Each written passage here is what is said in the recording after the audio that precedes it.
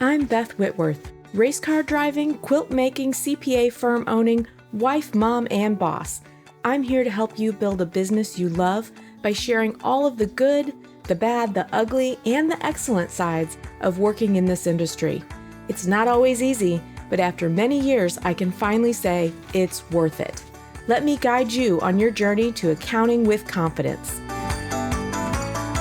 Hello, and welcome to Accounting with Confidence, the podcast. I'm Beth Whitworth, and today I'm going to talk about what I learned in January of 2023. So I'm hoping to create a monthly episode of capturing those things that I actually learned during the month. And it's not necessarily anything big. It may or may not involve any type of a mindset shift, but it's some of those things that really learning them actually had an impact on my life or taught me that I can still learn to do new things, or might be something that if you do it, it can help you too. So I thought I would start this monthly episode of what I learned. And this one will be our very first one. So this month I have 3 things that I learned, and most of them are technology related. And I like to think that for someone who has been in this industry for just a hot second, there is still things to be learned. There's technological things to be learned. There are concepts to be learned. There's tax rules to be learned. There's how to work with people things to be learned. There's all kinds of things. But January, I was really focusing on making things go a little smoother and trying to find some areas where I could shave some time or eliminate some things that could be handled by technology that I just had not embraced yet. So the first thing that I learned that I actually knew but was not using as much as I should be is setting some email rules. So we use Microsoft Outlook and the Outlook suite of products for our internal email and our forms, everything we do, we're using Microsoft Office. And so we use Outlook, and I have lots of rules set up. But there were a handful of things that really I was still touching, that I would create maybe a quick click to forward something, but really it was something that I didn't even need to touch at all. And these things were things that were coming in from QB payments when we get notified that someone has paid us. I have an administrative assistant who actually records that information into our QuickBooks file.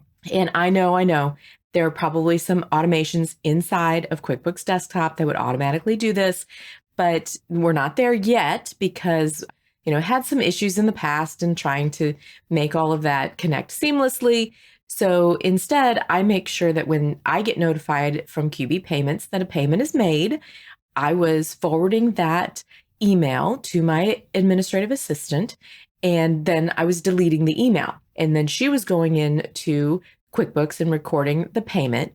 And then following up to that first email from QuickBooks Payments, you get a second email from QuickBooks Payments. And that is one telling you, hey, your money's actually on the way, and it will batch if you had more than one payment in a day. And so I was taking those emails and I was forwarding that over to Michelle as well. And then I was deleting because I was not handling them. And when it's not a busy season, when we're in our slower months, then it doesn't seem like it's that big of a deal to click an email, hit the quick click that allows it to forward to Michelle and delete. But I'm still looking at it. So it's still taking a little bit of some brain power, I need to make sure I take care of that. I need to make sure I don't forget to forward that to Michelle. So I finally took the time on those things that are happening that Michelle handles for me, that I don't want her to be the primary email that they have because that is tied into me and it's my account, and she doesn't need that type of position because I need to be notified of certain things that she may not need to be notified of. So I set up some zero touch rules, which essentially stop forwarding them. So instead, it is forwarding and deleting automatically based on the subject line that comes in from QB Payments. And I did this with QB Payments. I did this with, we have an automatic withdrawal that she records for our work comp that's not the same amount every time. And so I took a handful of these things that I was still touching and automated them. And I will be honest that I initially was having to confirm that it actually happened. I was seeing things inside the QuickBooks file that I didn't get notified of. So I would go and look, and I would look in my deleted email. Oh, look, yep, she got that from this email that came to me that automatically forwarded. So after a couple weeks, I am not double checking on that anymore.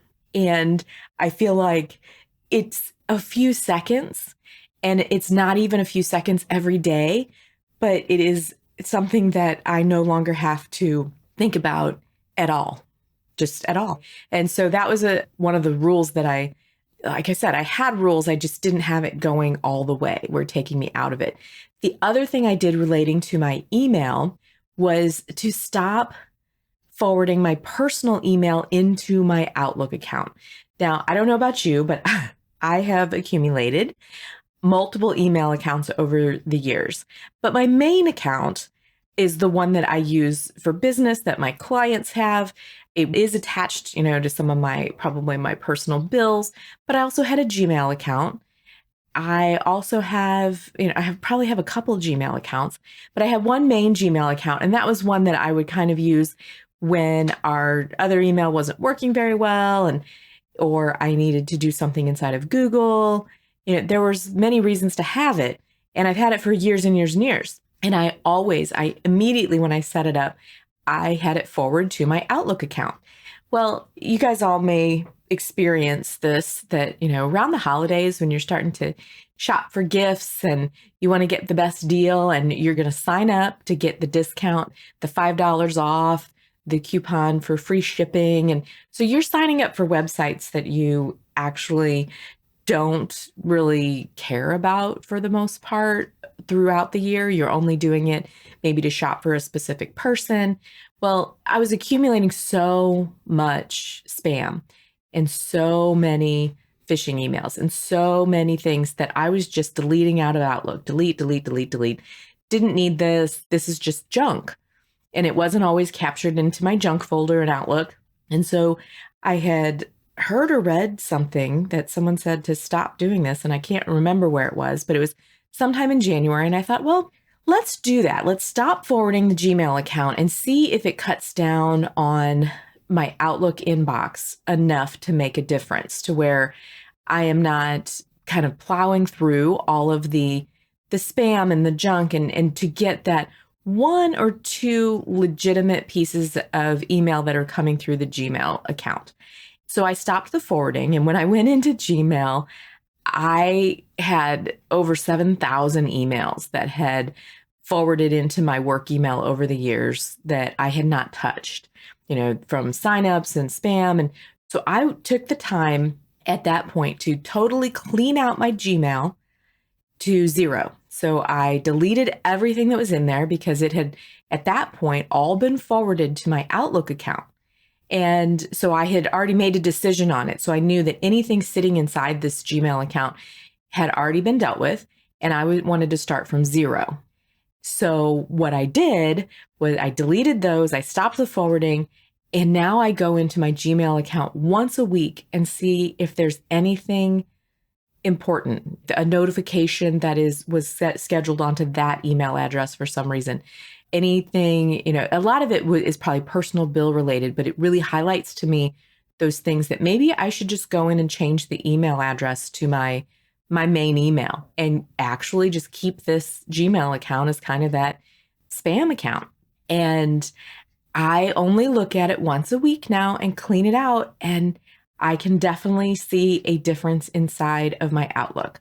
I am spending less time delete, delete, delete, delete, delete. That was, on my phone, I would delete on my, I would just, anytime I was in there, I was getting enough of these emails. And some of these places, one, it's completely phishing and scams.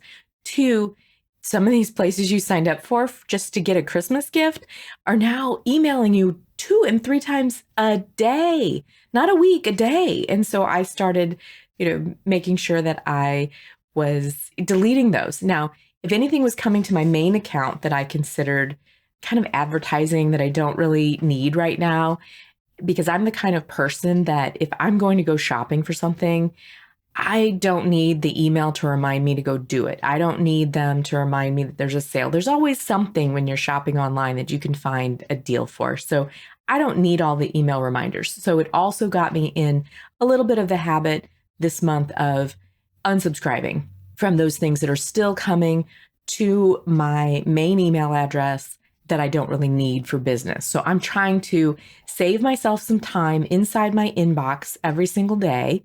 And it really worked. So what I learned this month relating to email rules is to set them up, set them up completely. Now, part of this is my type A personality that, I sometimes have a hard time giving up control of things, but for gosh sakes, it's time for me to stop just forwarding and deleting when the system and the technology can do it for me. So that is the first thing I learned in January, and I am so glad that that was one of the things I learned. So the second thing I did this month, which I've heard so much about, I have dived into it, just kind of put my toe in the water of it, and that is working with Zapier. So if you don't know what Zapier is, it's an application that really will link two other applications together. And in our onboarding process that has been developed pretty heavily over the last 12 months, it feels like a lot of databases that need to get updated when we get a new client or start a new service for someone. And I've used Zapier, but not exactly in the accounting business. And there's a free version of it. And that's all I have at this point because I just, wanted to get started. But I thought, well, we're getting a lot of new clients who are looking for proposals right now. And we use Jetpack Workflow for our engagement management system, our project management system. And we use Ignition for our proposal system. And one of the steps inside of our onboarding is to add the client to Ignition. Well, what really needed to happen is that they needed to get added to Jetpack first, because that's really kind of our CRM as well. That's where all of our client information really does live. And adding them into Jetpack as a lead was where it needed to start so that you can even assign the onboarding job to it. So what I decided to do, well, let's play with Zapier. Let's, again, not saving a ton of time, it's not shaving hours out of my day or my week. It is just taking baby steps. And so I created my first Zap. And what I created was from Jetpack to Ignition, that when I add a new client to Jetpack, it will add it to Ignition. And this just reduces the repetitive input of client information. And I'm sure there's more places. I mean, I'm already thinking of where else I can use these Zaps to save these steps. When you add it to Jetpack, add it to Ignition, add it to Constant Contact, add it to whatever other databases we're using, and take steps off of anybody who's working on the onboarding process. So setting up the Zap was super simple. First, you sign up for Zapier. And like I said, there's a free version of it that allows, I believe, up to 7 Zaps that you can create. There's not multi-step Zaps inside of the free version, but it's a really reasonably priced application to get into. It's something that it's not super expensive. And really, I think you only need to have one person that has this, I believe. But the other thing that you then do is you choose the apps that you want to link together. So they have inside Zapier, they have all of the different applications that they can link together. And you pick, where are you choosing, what are you starting with and where are you going to? And you choose what process you want to automate through them. And it can be, okay, when you set up a new customer or a new client, in Jetpack, what do you want to do? You want to automatically set it up in Ignition. And you choose what that trigger is. Well, the trigger is setting it up in Jetpack, and then it gives you the opportunity to map the fields. So whatever your Jetpack fields are, it will then give you the opportunity to map them into the corresponding Ignition fields. And so this would happen with whatever applications you chose. So maybe you picked Jetpack and QBO. Maybe you picked Jetpack and your tax software, if that's available. It just depends on what's inside of Zapier. And then it wants you to test it. And so I did that, and it really, really was super simple. And it worked the first time. The only change I had when I did this mapping was that when there was a field that asks for name and you want it to be filled in with first and last name, so I mapped the first name field and I mapped the last name field, because those are two different fields inside of Jetpack and they are on the same line inside of Ignition. So I mapped those, I added them to the same line. Well, I had to go back. I didn't realize I needed to put a space inside the Zapier mapping so that when it comes over, it didn't combine first and last name into one single word. So I went back and fixed that. And really I was like, okay, this can be a time saver. And it was something, again, why wasn't I working on this earlier? But you really have to get into a little bit of a mindset. And I think I said that I probably wasn't going to talk a lot about learning a bunch of mindset stuff this month, but it is a mindset shift to be able to give up things that you've just always done the same way all the time. And part of it is a comfort zone. You keep doing things the same way all the time because you know what the outcome is.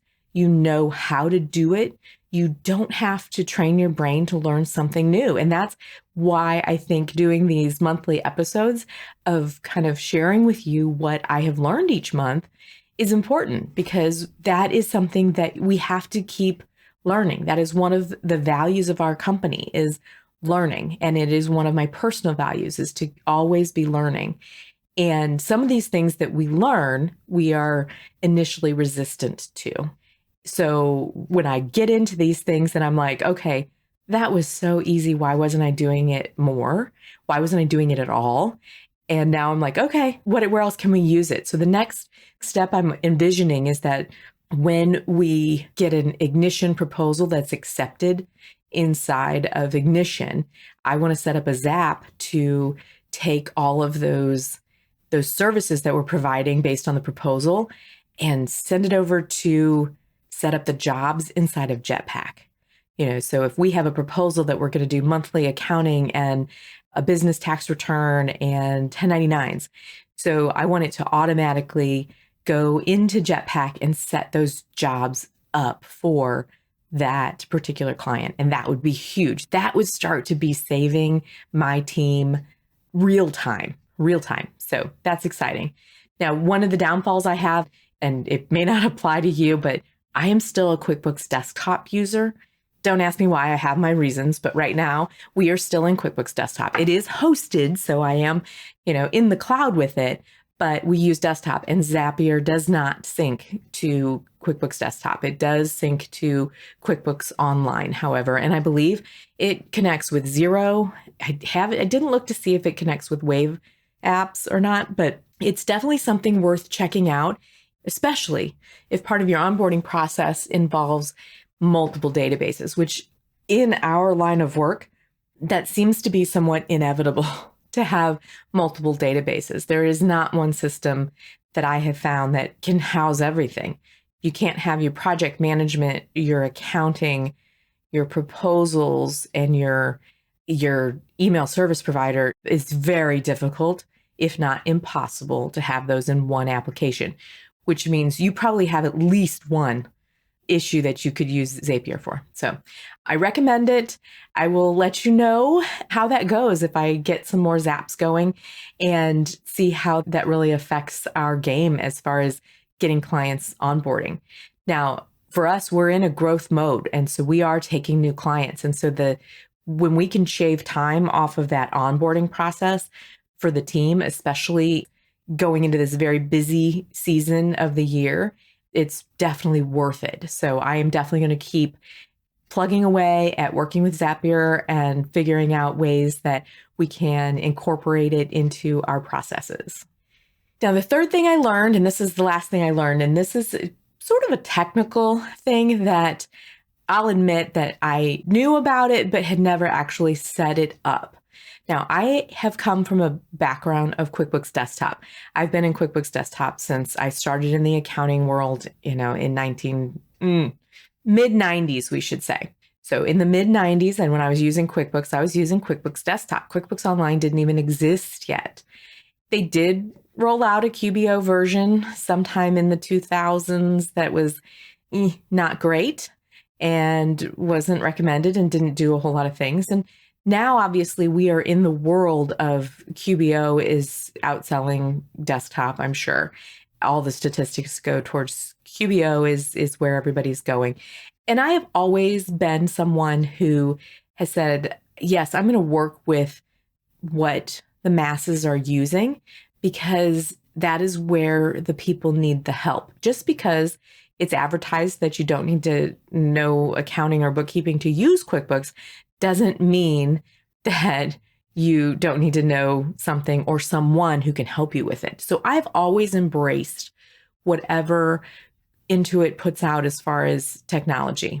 I still have preferences, but there's also things that are better in one than in the other. There's things that are worse than one than in the other, but I work with both still. But what I had never done, and this is what I learned this month, is I never set up progress billing inside of QuickBooks Online. Now, I believe it's in the QuickBooks Plus version of it, not the Essentials, you can set up progress billing for those contractors or people that, maybe they are someone who creates an estimate and collects 50% up front and the rest of it upon completion. There are some, true contractors that take 20%, and then when they're 20%, then 20% until they're done. So we had a new client that was starting out a brand new QuickBooks Online file. They had some existing work already in the pipeline. They bought the business from a relative, and they needed progress billing set up. So, okay, simple enough. We're thinking, we've seen the box or the toggle switch inside of the QuickBooks settings, and let's go turn that on. Well, it was challenging. And I will admit that I am someone who does not immediately go to help first. I do not look up how to do it. I go into the software and I start pushing buttons. And I don't remember if I've talked about this yet in the podcast, but I am a button pusher, and I identify that as someone who will move forward until they hit a roadblock, essentially. And they will keep hitting buttons until they figure out if this solved their problem. And there are other people, and a lot of people in the accounting world and in our profession, that are not button pushers, which means they want to know what is the button going to do exactly before they push the button. So I'm a button pusher. I am not one who's going to wait. And so I go in, I turn on progress billing, I go back to the estimate, and it's doing nothing. And I go back into settings. Oh, progress billing has now been toggled back off automatically. I'm like, what is happening here? And Sarah on my team was also struggling with this, and we just couldn't figure out what was happening. And so what do? I finally search it in the help. And what do you know? There is some obscure template customization that you have to do to make it work. So just so you know, there's a specific template that it makes you use for your invoice. And it's named Airy something, Airy New, Airy, something very obscure that if you hadn't looked in help, you would not have known this. So what do? I turn it back on. I go and figure out where the template customizations are for invoices. And what do you know? There's the Airy template. So there are some settings inside the template that you have to go in and toggle on some columns that will show on your invoice that are specific to progress billing. And until you have those customizations inside this particular template, the progress billing doesn't trigger when you go try to create an estimate or an invoice from the estimate. So as soon as I was able to, I made some basic, customizations to the invoice by adding the required progress billing fields and saved it. I went back to the estimate, said create invoice, and it immediately stopped me, popped up a box and said, do you want to bill for everything? Do you want to bill for a percentage? The typical what you would expect when you're progress invoicing, when you're progress billing for a customer. So I just wanted to share that with you because I wanted you to be aware that even someone who's been working in the system for decades still learns new things on a regular basis in the QuickBooks software. Whether it's desktop or online, they both have things that to be learned. I don't believe there's anyone that can know all the things all the time. Now, I'm sure there's people out there who would say, oh, well, I already knew that about progress billing. Well, I'm guessing that they had to look at the help at some point to figure that out.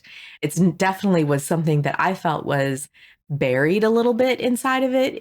And I would have been expecting more that on the screen where you turn on progress billing, there would have been right there some instructions on what to do next. And there was not. There was just the toggle button to turn it on, and then you had to go look for help. So I hope that helps anybody who might be struggling with any type of progress billing, or if anybody who realizes that when it's not working inside of QuickBooks, go to the help menu, search the topic you're looking for, and you will most likely find something that will help point you in the right direction. But keep in mind, everyone has something that they could learn. So, all right. So for January, I learned to kind of take control of my email inbox.